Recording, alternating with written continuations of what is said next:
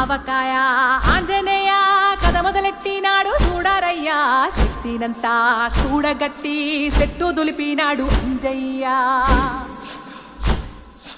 ఎర్ర ఛాయ కోతి అవతార వెంటమాయ కత్తి సేత పట్టకుండా కాయ కోసినాడు కపిలయ్య